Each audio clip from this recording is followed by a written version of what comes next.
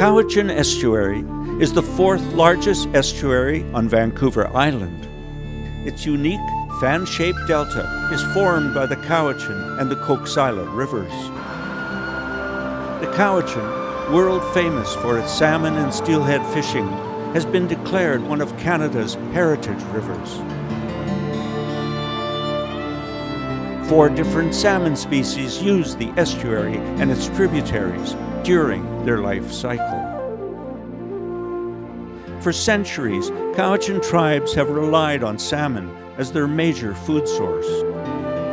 It is this ecological and socio-cultural importance that prompted CIRCA to initiate the Cowichan Estuary Nature Trail. This open-air classroom showcases the historical use of the estuary by First Nations peoples, early white settlers, and the subsequent development over the past century.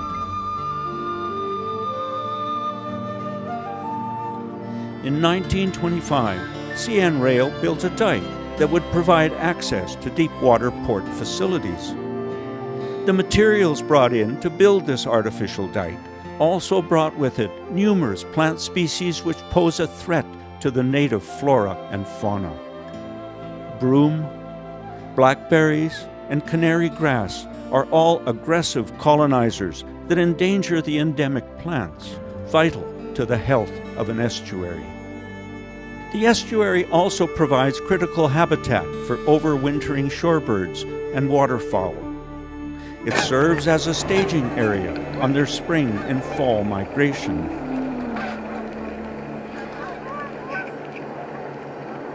The 1.5-kilometer-long trail follows the abandoned CN Railroad track, offering spectacular views of unspoiled habitat. The trail cuts through the center of the estuary and traverses all major estuarine habitats. It provides some of the best bird viewing areas on Vancouver Island, with more than 200 bird species recorded in a calendar year.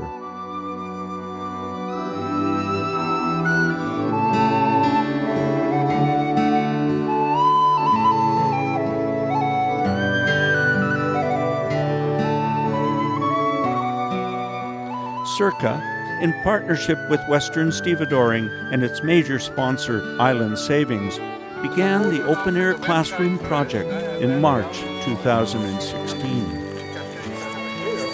This early start date was to ensure that the removal of broom would not interfere with the bird breeding season. Broom removal and widening the trail marked phase 1 of the project. CIRCA volunteers worked for a full month, removing tons of broom and other invasive species to widen the trail, making it wheelchair accessible.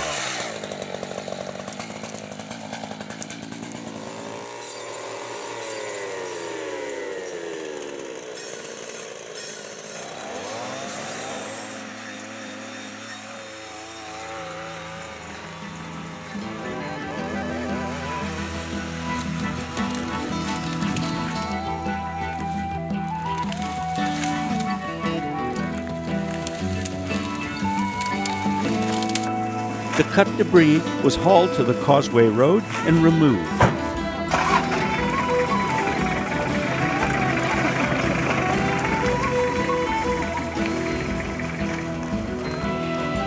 In conjunction with the broom removal, CIRCA addressed the issue of dwindling swallow population worldwide. Volunteers built 50 nesting boxes for cavity breeding violet green swallows and tree swallows.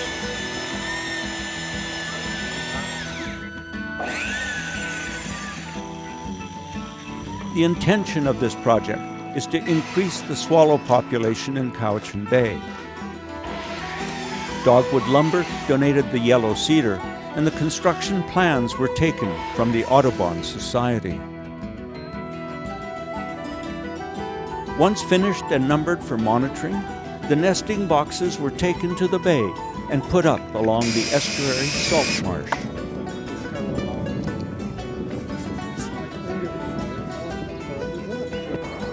This project has been a qualified success, with more than half the nest boxes being taken. some boxes enjoying 2 clutches. Besides being beautiful to observe, these busy birds catch their weight in mosquitoes every day to feed their young. And who doesn't like less mosquitoes? The construction of the trailhead began in the parking lot by leveling the uneven ground and filling in large puddles of water. Thanks to Duncan Paving for donating the use of a grader and operator. After grading, gravel was brought in to resurface the parking lot area. Landscaping was next. Hydro poles, donated by BC Hydro, and boom stick ends, salvaged from our salt marsh rehabilitation project, were put to good use. The trailhead begins at the footbridge, leading across the old railroad trestle, spanning a sidearm of the Coquihalla River. Circa's partner, Western Stevedoring, replaced the old rotting structure with a solid, safe, wheelchair-accessible footbridge.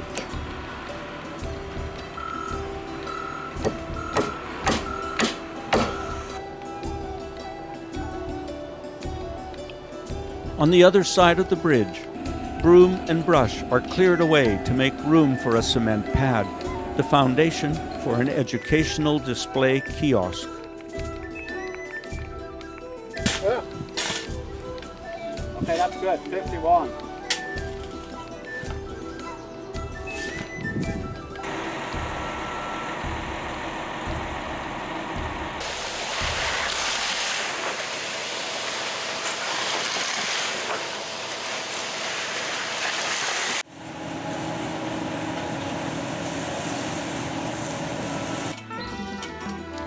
The kiosk design was done by Circa Chair Gert Schurholz, and the construction was by Rob's Traditional Carpentry.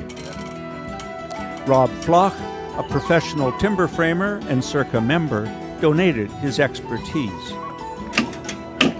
Timber framing entails using wooden doweling in the place of nails. Rob proves that you can indeed pound a square peg into a round hole if you hit it hard enough. The panel displays were designed by Gert and Ellen Rooney of the Royal BC Museum. They worked jointly on design and text for each panel to ensure the integrity of the display. The kiosk and signage for the trail was financed by Island Savings, the key nature trail sponsor. When the first phases of the project were completed, Circa invited members and dignitaries to the opening. Thank you for coming out this afternoon. Well, we ordered sunshine, we got it, and I really appreciate that you took the time off on a Friday afternoon to come here. So I'd like to thank Gertz and his group, and I know that it was just a few years ago that I walked this because I'm walking everywhere all the time. The garbage and the styrofoam, and I know when we opened up and reached the dike that I had 2 big bags of garbage under my arm, and I was determined that people would start to look around their surroundings and pick up as they went, including the dog scooper. I appreciate that as well. Goes without saying, Island Savings is extremely proud to partner with Circa on this information kiosk. I did have a sneak peek, and it's absolutely stunning.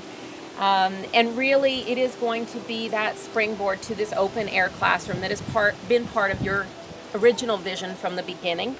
We're really excited to see the natural part of the bay come back, and all these people being here. It's fantastic to see everybody here enjoying this area, because it's probably one of the most beautiful areas on the island.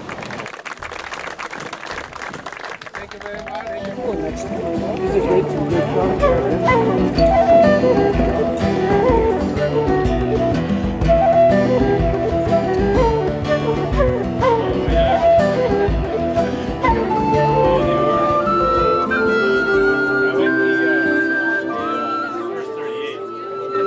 The open-air classroom benefits people of all ages, from children to seniors. It's a teaching tool, but mostly it reminds us of the simple wonders of nature and its beauty.